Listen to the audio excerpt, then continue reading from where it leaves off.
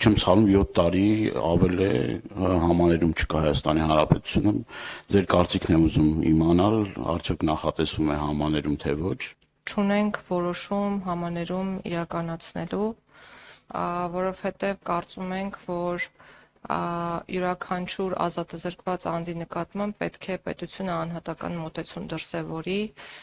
եւ ոչ թե ինչ-որ պահի որոշի, որ պետք է XYZ կատեգորիայի անձանց ազատ արձակել, այլ պետք է որոշի ազատ արձակել նրանց, ովքեր որ անցել են վերասոցիալականացման ինչ-որ ճանապարհ։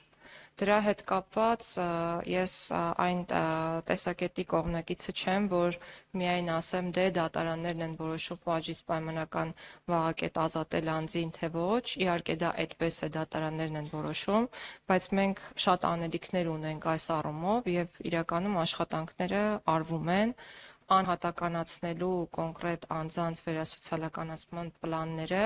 եւ գնահատման մեթոդիկաները։